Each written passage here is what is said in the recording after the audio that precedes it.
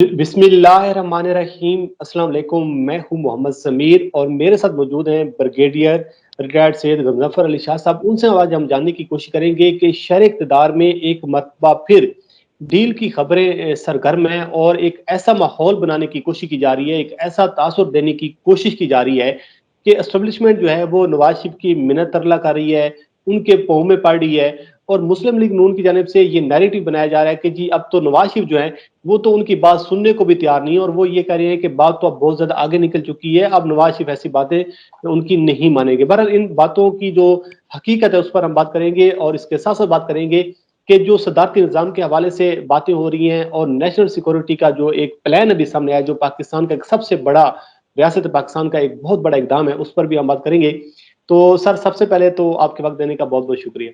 Welcome, thank you. Sir, सबसे पहले तो हमारे व्यूअर्स को थोड़ा सा ये जो नेशनल सिक्योरिटी का जो एक प्लान हमारे सामने आया है, एक जो ड्राफ्ट सामने आया है, इसके हवाले से आगाह कीजिएगा कि ये रियासत पाकिस्तान का कितना बड़ा इनिशिएटिव है और पाकिस्तान के लिए ये कितना बड़ा एक मंसूबा है जो रियासत पाकिस्तान की जानिब से ये कदम उठाया गया है। उसके साथ इसको थोड़ा सा ये भी आप इसको डिफाइन कीजिएगा कि उसमें जो इंडिया के हवाले से कहा गया है कि एक तो ये कहा गया है कि हम उनके साथ ताल्लुकात भी अच्छे रखना चाहती हैं, और कश्मीर को भी एक मरकजी हैसियत जो है उसको कश्मीर के हाल को दी गई है। तो इस पर क्या कहेंगे सर? बहुत बहुत शुक्रिया जमीर। कोई भी मुल्क हो, पाकिस्तान हो, कोई तरक्की पजीर मुल्क हो, तरक्की याफ्ता मुल्क हो, गरीब मुल्क हो, अमीर मुल्क हो, उन तमाम ममालिक के लिए अपनी टेरिटरियल इंटीग्रिटी जो वो और साथ साथ आपके जो इंटरनल सिक्योरिटी और एक्सटर्नल सिक्योरिटी सिस्टम सारों को जब कंबाइन करें, उसके लिए एक नेशनल सिक्योरिटी पॉलिसी जो होती है वो बुनियादी ज़रूरत होती है। अब नेशनल सिक्योरिटी पॉलिसी जो है वो एक ऐसा, आप कह लें कि ऐसा बेस होता है या ऐसी अपना पॉलिसी होती है जिसके ऊपर बुनियाद रख के आप अपनी और बहुत सारी पॉलिसी जो हुकूमत को चलाने के लिए, रियासत को चलाने की चाहिए होती है, उनको तफवीज़ कर सकते हैं, उनको फार्मूलेट कर सकते हैं। जैसे आपकी इकोनॉमिक पॉलिसी होती है, सोशल पॉलिसी है, हेल्थ पॉलिसी है, इंटरनल सिक्योरिटी पॉलिसी है, उसके साथ साथ आपका एजुकेशन की पॉलिसी, जितने भी आप मिनिस्ट्रीज निकालेंगे, जितने भी वर्किंग ग्रुप्स निकालेंगे, जितने भी काम करने के अदारे निकालेंगे, डिफेंस पॉलिसी, यानी चाहे अस्करी अदारे हों, चाहे प्राइवेट यानी चाहे गवर्नमेंट की और जो मिनिस्ट्रीज हैं, उन सबको अपनी पॉलिसी बनानी होती है। लेकिन उसका बुनियादी जो रूए रवा होता है या जो स्पिरिट होती है, जो उसकी जो डायरेक्शन लेते हैं या जो उसका उस इसके ऊपर बेस करते हैं, वो होती है नेशनल सिक्योरिटी पॉलिसी। अब नेशनल सिक्योरिटी पॉलिसी एक बड़ा वाइड किस्म का की पॉलिसी होती है। जिस तरह आपने देखा इस पॉलिसी के अंदर भी हर उस चीज को कवर किया गया, अगर आप उसको स्टडी करें, जो एक मुल्क को चलाने की जरूरत होती है। और उसका बेस उन्होंने इस पॉलिसी के अंदर इकोनॉमी को बनाया, माशियात को, मीशत को बनाया है। और साफ जाहिर है कि मुल्क की मीशत अगर स्ट्रांग होगी, अगर मुल्क की मीशत मजबूत होगी, उसके अंदर आपके पास इतना कैपेसिटी होगी कि आप एजुकेशन के ऊपर, हेल्थ के ऊपर, डिफेंस के ऊपर, सोशल सिस्टम के ऊपर, आप अपने बच्चों के ऊपर, आप अपने मुख्तलिफ और जो इंटरनल पुलिस आती है, आपकी रेंजर्स आती है, आपका अपना सिविल डिफेंस आता है, इवन आप देखें प्रोविंशियल आउटलेज में मुख्तलिफ सर्विसेज आती हैं, जैसे आप बेनज़ीर सपोर्ट प्रोग्राम चला रहे हैं या आप 1122 चला रहे हैं, और आपके CTD हैं, काउंटर टेररिज्म डिपार्टमेंट्स हैं जो टेररिज्म के खिलाफ लड़ रहे हैं, फिर आपकी इंटेलिजेंस एजेंसी, ये तमाम की तमाम के लिए चलाइन तमाम को रूए रवा रखने के लिए बुनियादी तार को आप एक स्ट्रॉन्ग मीशत की जरूरत होती है। और वही उसी को कोर बेस बनाया गया। असल में तो जब पाकिस्तान बना था उस वक्त एक नेशनल सिक्योरिटी पॉलिसी आ जानी चाहिए थी, और फिर उसको बदलते हुए वक्त के साथ रिवाइज होते जाना था। जैसे हम आज से कुछ अर्सा पहले दहशत गर्दी के उस फेज में नहीं थे जिसमें हम आज मौजूद हैं, या कुछ अर्सा पहले हम सेक्रेरियन टेररिज्म, जो आपका शिया सुन्नी का एक टेररिज्म शुरू हुआ था ज़िया-उल-हक साहब के ज़माने या लश्कर जंगी और सिपाही मोहम्मद के बनने के बाद, हम पहले उससे पहले वो नहीं देखा गया। پاکستان کے بننے کے بعد، بلکہ شیعہ اور سنی بڑی پولائٹی سے، بڑے کنڈیوسو سے، بڑے ایک دوسرے سے مل جل کے رہ رہے تھے. لیکن پھر یہاں پہ ایسی تنظیمیں بنی جو فورن اسپانسرڈ تنظیمیں تھی اور انہوں نے سیکٹریزم کو جنم دیا. تو آپ کو آئیڈینٹیفائی کرنا چاہیے تھا، یہ دیکھنا چاہیے تھا کہ کون کون سے وہ گروپس ہیں جو ان کی مدد کریں، کون سے ممالک ہیں جو ان کو سپورٹ کریں، ان سے آپ کے تعلقات کیا ہوں گے، ان کو آپ کیا ایڈوائزری دیں گے کہ جی آپ ان گروپ کی جو پیٹرنیج ہے وہ ختم کر دیں. لیکن یہ ہم نے ان کے خلاف لڑے تو ضرور. ہم لڑنے والے کون تھے؟ آپ کی انٹیلیجنس ایجنسیز تھی، یا آپ کی پولیس تھی، یا آپ کے عسکری ادارے تھے، یا رینجرز تھی. ان کے خلاف جو پالیسی لڑنے کے لیے بنی وہ ایک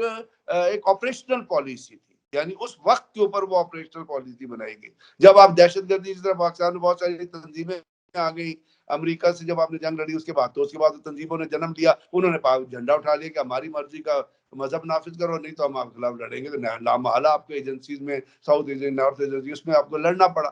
اب جب لڑنا پڑا تو ان کا صفایا ہوا. تو اس فتح کو آپ نے اپنی اسٹریٹجی بنائی، ایک کاؤنٹر ٹیررزم پالیسی جو آرمی نے بنائی،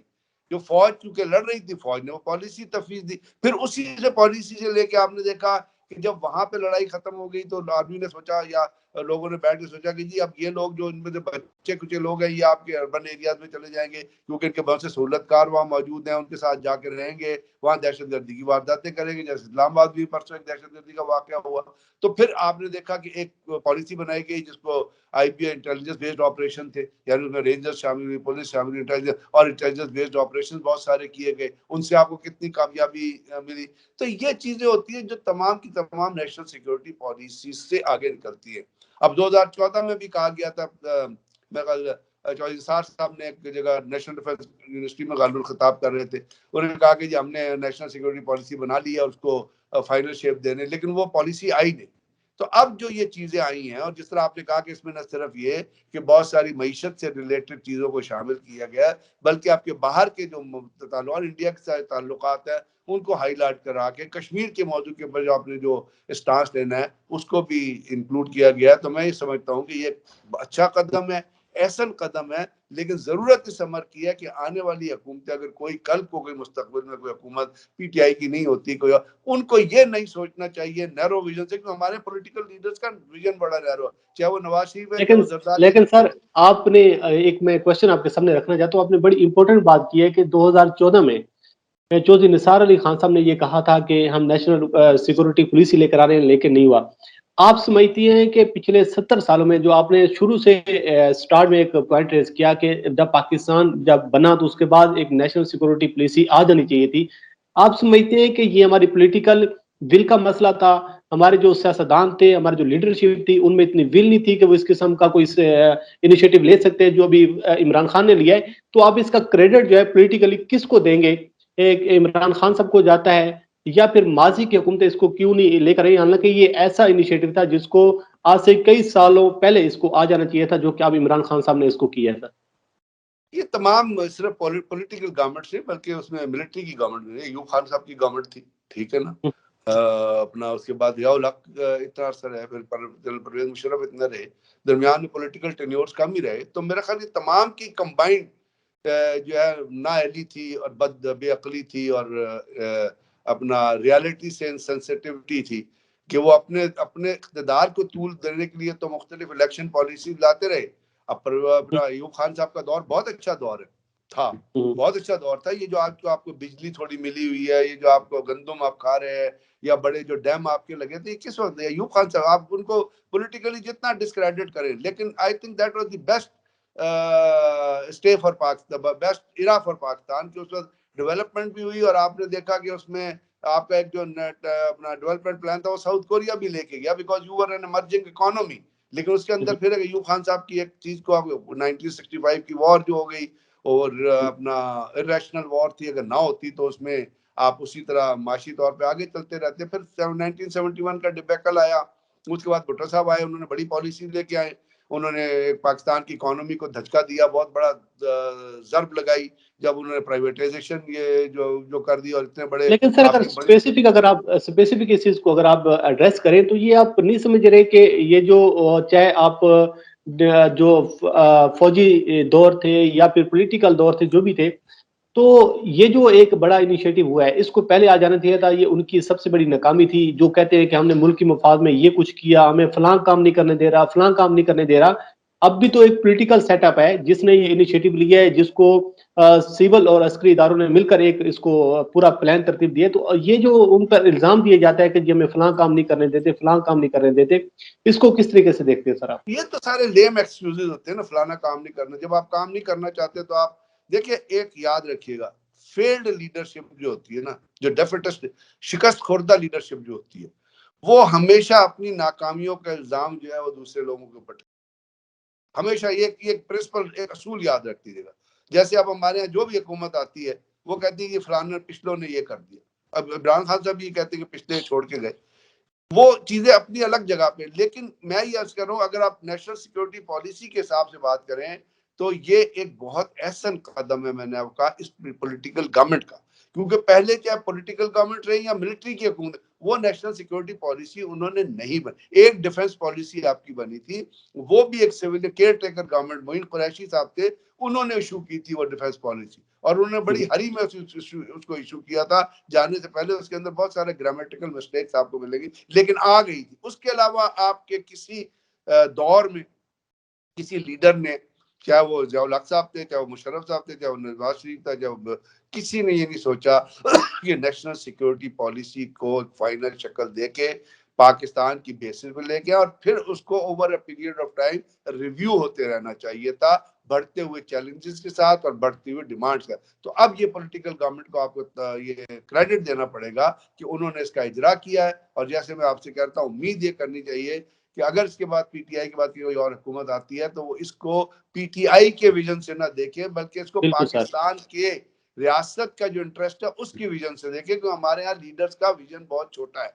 دے آر ویری نیرو، چاہے وہ شہباز شریف ہے، چاہے نواز شریف ہے، چاہے زرداری ہے، چاہے بلاول ہے، they are very narrow vision people, they do not have broad vision کہ نہیں ملک کی بالکل یہ سر تقدیر آپ کو نے، اگلے 10 سالوں، یہ صرف اپنے رول کو اسٹرانگ کرنے کے ویژن کو دیکھتے ہیں، باقی دے آر لیسٹ کنسرنڈ کہ کیا ہو رہا ہے کیا نہیں ہو رہا ہے۔ بالکل آپ نے تو سر بڑی درست دکھ بات کی کی ہے۔ بات ہے۔